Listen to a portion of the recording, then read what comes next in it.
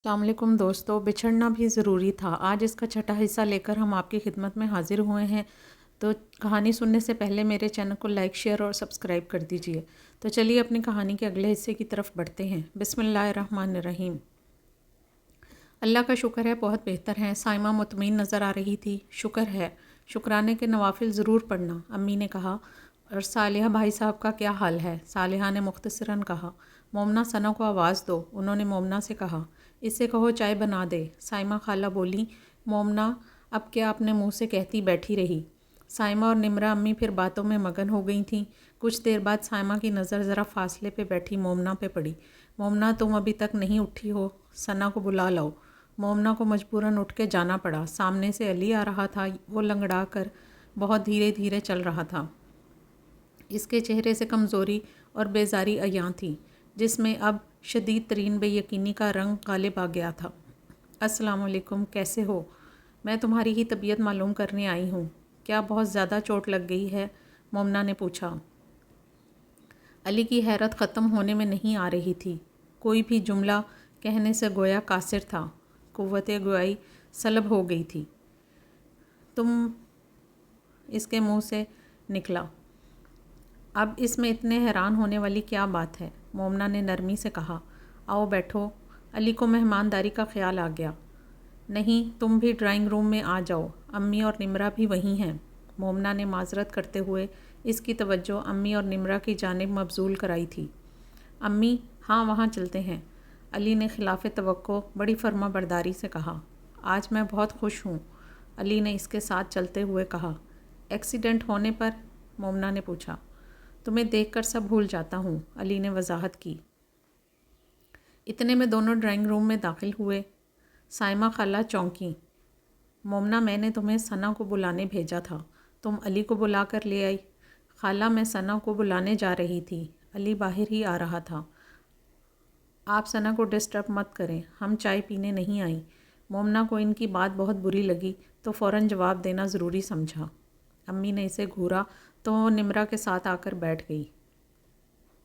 अम्मी खाला इतने अरसे बाद आई हैं, अभी तक कोई खातिर मदारत नहीं की आपने। आप खुद देखें प्लीज़, सना तो हमेशा से ही कामचोर रही है, अली ने अपनी अम्मी को एहसास दिलाया।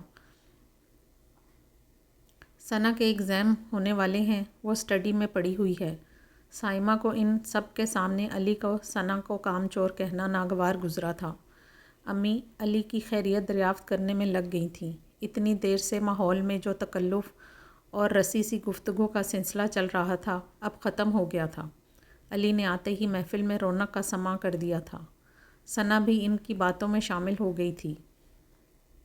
अली बस ज़िद था कि वो लोग रात का खाना खा कर जाएं, मगर उन्होंने माजरत कर ली। मोमना ने दिल में सोचा, चाय 4 घंटों में बनी थी, खाना तो दूसरे दिन ही मिलना था। अली को आज बहुत खुशी हो रही थी। कल तक वो मोमना की बेरुखी से उदास था, मगर आज इसकी आंखों में नरमी थी। अम्मी, मुझे बहुत भूख लग रही है। जब कॉलेज से आई थी तो मोमना ने घर आते ही कहा। तुमने वहाँ चाय के साथ कुछ नहीं लिया? निमरा बोली। दिल नहीं चाह रहा था। मोमना को खाला की निगाहें याद आ गईं। मैंने सालन गरम करके रोटी बनाती हूँ, अम्मी ने उठते हुए कहा। अम्मी, आप थक गई होंगी, मैं रोटी बनाती हूँ, निमरा इनकी तरफ लपकी। मोमना चादर एक तरफ उछाल कर लेट गई थी।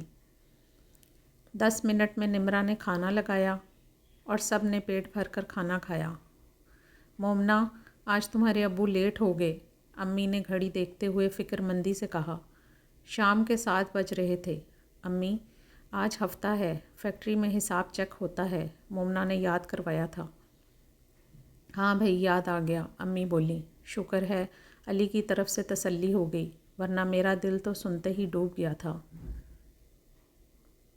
एक अली ही है जो वक्त ब वक्त आ जाता है, इनके लहजे में भांजे के लिए मोहब्बत थी। जी अम्मी, मेरा तो कोई भाई नहीं है, मैंने हमेशा अली को ही भाई समझा है, निमरा ने सादगी से कहा। इतने में जावेद साहब घर में दाखिल हुए। अस्सलाम वालेकुम कहा। वालेकुम सलाम, मोमना और निमरा बैक वक्त बोली। हाँ बेटा, आज ट्रैफ़िक बहुत जाम थी, 40 मिनट लग गए थे ट्रैफ़िक में फंसे हुए। تب تو آپ بہت تھک گئے ہوں گے، نمرا نے تعصب سے کہا اور ساتھ ہی ٹھنڈے پانی کا گلاس دیا۔ ساری تھکن اتر گئی۔ جاوید صاحب مسکرائے۔ 3 سانسوں میں پانی کا گلاس پیا۔ تھک گیا تھا لیکن گھر آتے ہی تھکاوٹ ختم ہو گئی۔ پانی کی ٹھنڈک رگ رگ میں اتری تھی۔ ٹریفک کا سسٹم پتہ نہیں کب ٹھیک ہوگا، نمرا نے منہ بنایا۔ پیوستہ رہ شجر سے امید بہار رکھ، مومنا نے جواب دیا۔ نمرا سالن گرم کر دو، روٹی بناؤ، دیکھ نہیں رہی صبح کے گئے اب تھکے ہارے آئے ہیں۔ صالحہ نے کمرے میں داخل ہوتے ہی نمرا کو ہدایت دی۔ کھانے کے بعد مومنا تم چائے بنا لینا۔ مومنا اور نمرا دونوں کچن میں آ گئیں۔ صالحہ جاوید صاحب کو سائمہ کے گھر جانے اور علی کے متعلق بتانے لگیں۔ زندگی ان دنوں بہت خوشگوار تھی اور بے فکر کرنے کے لیے ابو تھے اور محبت لٹانے کے لیے امی تھیں۔ نمرا کی منگنی اچھے طریقے سے ہو گئی تھی۔ یاسر کو دیکھ کر مل کر سب بہت خوش تھے۔ ابو آج ہم سب کو پارک لے چلیں۔ مومنا کو اچانک پارک جانے کا خیال آیا۔ چلو اپنی امی سے کہو، ابو نے بھلا کبھی کوئی خواہش رد کی تھی جو اب کرتے؟ امی چلیں گی نا؟ نمرا بولی۔ نہیں تم لوگ جاؤ، امی بولی۔ مگر کیوں امی؟ مومنا نے بے اختیاری سے پوچھا۔ یوں ہی، میرا دل نہیں چاہ رہا باہر جانے کو۔ بوڑھی ہو گئی ہوں، تم لوگ جاؤ۔ نہیں بالکل بھی نہیں، تم بوڑھی نہیں ہوئی، انہوں نے امی سے کہا۔ آپ کہیں نا امی سے ساتھ چلیں، نمرا نے منہ بسورا۔ صالحہ بچے کیا کہہ رہے ہیں، اٹھو اور تیار ہو جاؤ۔ امی اٹھ کھڑی ہوئیں۔ امی تیار ہو کر آئیں تو بہت پیاری لگ رہی تھیں۔ نیلے رنگ کے سوٹ میں ان کی گوری رنگت، سب نے بہت انجوائے کیا۔ یہ ایک خوشگوار اور یادگار تفریح تھی اور شاید ان سب کی اکٹھی اور آخری بھی۔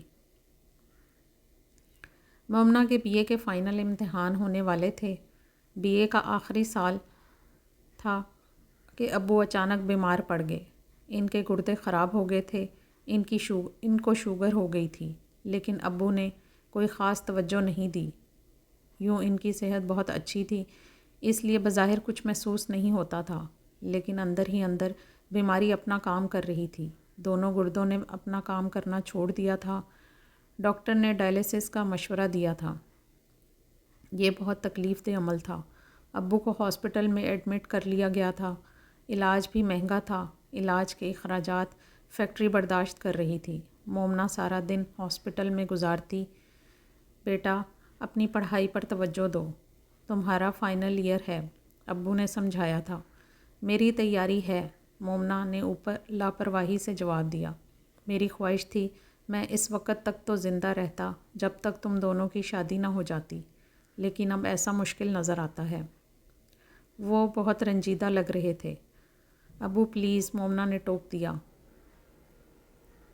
آپ ایسی باتیں نہ کریں، آپ انشاءاللہ زندہ رہیں گے بہت عرصے تک، اپنے لیے اور ہمارے لیے۔ نمرا اور آپ ایسی باتیں نہ کریں، آپ انشاءاللہ زندہ رہیں گے بہت عرصے تک، اپنے لیے اور ہمارے لیے۔ نمرا اور امی آنسو بہائے جا رہی تھیں۔ صالحہ کو تو اپنے کھانے پینے، سونے جاگنے کا کچھ ہوش نہ تھا۔ وہ ایک پل کو ان کے پاس سے نہیں ہلی تھیں۔ انہیں لگ رہا تھا کہ ان کے جیون ساتھی ان سے بچھڑنے والے ہیں۔ مومنا تم میری بہادر اور حوصلہ مند بیٹی ہو، تمہیں ان کٹھن حالات میں ثابت قدم رہنا ہوگا۔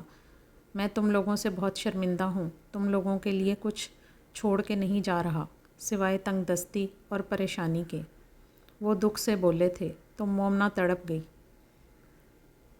نمرا کے آنسو روانی سے بہنے لگے۔ وہ تو بات کرنے کے قابل بھی نہیں تھی۔ ابو ہمیں فخر ہے، آپ نے ہمیں رزق حلال کھلایا ہے، ہمیں اچھی تعلیم و تربیت دی ہے۔ مومنا میری بیٹی، تم پہ بہت بڑی ذمہ داری ڈال کر جا رہا ہوں۔ زندگی اگر مہلت دیتی تو ایسی نوبت کبھی نہ آتی۔ حسرت ان کے لہجے سے عیاں تھی۔ ابو ایسے مت کہیں، نمرا چلائی۔ رنج ہے، تم نے اپنی امی کا بہت خیال رکھنا ہے۔ نمرا تم سے بڑی ہے، اگر تمہاری طرح حوصلہ مند اور بہادر نہیں۔ تمہیں بہن کو بھی سنبھالنا ہے، خود کو بھی سنبھالنا ہے۔ ابو مومنہ نے ان کے ہاتھ تھام لیے اور آنسو ان کے ہاتھوں پر گرنے لگے تھے۔ ابو نے ہاتھ اٹھا کر مومنہ کے آنسو پونچھے، ان کے ہاتھوں میں لرزش تھی۔ بولتے بولتے تھک کر انہوں نے آنکھیں موند لیں۔ پوری رات بے چین رہے۔ تینوں ماں بیٹیاں پاس تھیں۔ علی بھی ہاسپٹل میں تھا۔ خالہ خالو کچھ دیر کے لیے آئے تھے۔ حسب عادت خالہ کا غرور آسمان پر تھا۔ پیسے وغیرہ چاہیے تو مانگ لیا کرو، یہ تمہاری انا ہمیں بہت بری لگتی ہے، خالہ نے نحوست سے کہا۔ امی خاموشی سے آنسو بہانے لگیں۔ یہ ہمدردی تھی یا زخموں پر نمک چھڑکنا؟ مومنہ سوچ کر رہ گئی تھی۔ صبح ہوئی تو ان کی طبیعت کچھ بہتر تھی، تبھی وہ سو گئے تھے۔ تم دونوں کو گھر چھوڑ آؤں، شام کو واپس آ جانا، ساری رات سے جاگ رہی ہو، علی پاس آ کر بولا۔ آج ابا کا ڈائلیسس بھی ہے، مومنہ نے یاد دلایا۔ مجھے یاد ہے، میں تب تک نہیں یہیں رہوں گی، مومنہ بولی۔ اور نمرہ تم؟ علی نے نمرہ کو دیکھا۔ میں بھی ابو کے پاس رہوں گی، نمرہ نے جواب دیا۔ ان میں سے کوئی بھی ایک منٹ کے لیے بھی الگ ہونے پر آمادہ نہیں تھا۔ شام کو انہیں ڈائلیسس کے لیے لے جایا جانے لگا تو وہ بولے، صالحہ پریشان مت ہونا، اپنا اور بچیوں کا خیال رکھنا۔ امی کا چہرہ پھیکا پڑ گیا تھا۔ وہ ساکت بیٹھی ہوئی تھیں اور مومنہ کا دل چاہ رہا تھا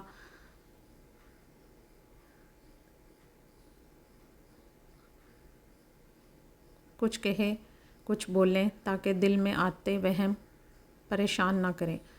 پھر بہت دیر ہو گئی، وہ ابو کو واپس نہیں لائے۔ اس سے پہلے تو ابو اتنی دیر نہیں لگائی تھی، مومنہ سوچ رہی تھی۔ اتنے میں علی کمرے میں آیا۔ علی، نمرہ کی آنکھوں سے آنسو بہنے لگے۔ کیا ہوا؟ وہ گھبرا گیا۔ وہ ابو کو ڈائلیسس کے لیے لے گئے تھے مگر زیادہ دیر ہو گئی ہے، مومنہ پریشانی سے بولی۔ اچھا میں پتہ کر کے آتا ہوں، میں بھی تمہارے ساتھ چلتی ہوں۔ وہ دونوں چلے گئے۔ امی واش روم کے بیسن میں وضو کر رہی تھیں۔ مومنہ باہر آ گئی۔ اتنے میں کوریڈور میں ہی علی اور نمرہ نظر آ گئے۔ مومنہ، مومنہ، نمرہ مومنہ کو دیکھتے ہی روتے ہوئے چلائی تھی۔ ابو ہمیں چھوڑ کر چلے گئے۔ نہیں نہیں، مومنہ بے یقینی سے نمرہ کو دیکھ رہی تھی جو اس کے گلے لگے روئے جا رہی تھی۔ ایک قیامت تھی جو آ کر چلی گئی تھی۔ مومنہ بھی نمرہ سے لپٹ کر زور زور سے رونے لگی۔ ابو چلے گئے تھے اور جیسے کچھ نہیں بچا تھا، اب ختم ہو گیا تھا۔